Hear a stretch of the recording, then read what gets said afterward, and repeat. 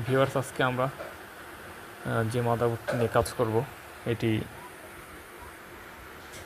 Asus tough gaming সিরিজের একটি motherboard, যার মডেল হচ্ছে টাফ B365M, অর্থাৎ 8 এবং 9 জেনারেশন সাপোর্টেড সিস্টেমের একটি মাদারবোর্ড। এটি ফুল গেমিং সিরিজের মাদারবোর্ড। তো ভিউয়ার্স, মাদারবোর্ডটির দামও কিন্তু একদম কম না। তো এটিতে যে প্রবলেমটি, সেটি হচ্ছে, আপনারা থাম্বনেল দেখেই হয়তো বুঝতে পেরেছেন, এটার মূলত প্রবলেমটা ইউএসবি ওভার কারেন্ট প্রবলেম। অর্থাৎ এটা ঠিক 15 সেকেন্ড অন করার 15 সেকেন্ড পরে অটোমেটিক শাটডাউন হয়ে যায় এবং ডিসপ্লেতে লেখা আসে যে USB over current problem, shutdown after 15 second, এরকম একটা মেসেজ আসে। এসে কিন্তু 15 সেকেন্ড পরে এটি বন্ধ হয়ে যায়। আমি যদি আপনাদের একটু দেখাই, দেখতে পাচ্ছেন এটি অন হয়েছে। এই যে দেখেন,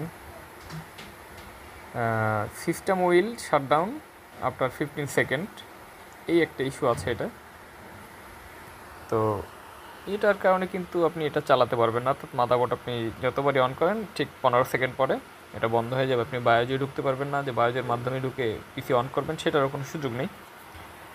মূল কথা হচ্ছে, এটার সলিউশন না করে মাদারবোর্ডটা চালানো যাবে না। এখন অনেকে কিন্তু এই প্রবলেমের জন্য অনেকে কিন্তু মাদারবোর্ডটি বাদ দিয়ে দেন। একটি মাদারবোর্ডের দাম 20 টাকা। এই প্রবলেমটা আসলে কিন্তু সলিউশনও করা যায়। এটা কিন্তু ভালো একটি সমাধান আছে। অর্থাৎ একটা এইটার সমাধানের কিন্তু বেশ লংজিবিলিটিও পাওয়া যায়। সহজে কিন্তু এই ইস্যুগুলো হয় না। অন্ততপক্ষে আমি দেখেছি যে এমন হয়েছে, প্রায় 1-1.5 বছরও কিন্তু চালানো গেছে।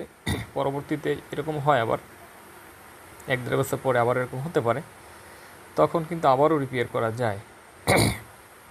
তো এমনও হয়েছে যে পার্মানেন্ট সলিউশনও হয়েছে, যে এটা একেবারে আর এই সমস্যাটা হয়নি। তো ভিউয়ার্স, আপনারা দেখলেন যে এটা 15 সেকেন্ড পরে বন্ধ হয়ে যায়। এখন আমরা এটার কাজটা কিভাবে করব? আসলে এই ইউএসবি ওভার কারেন্টের কয়েক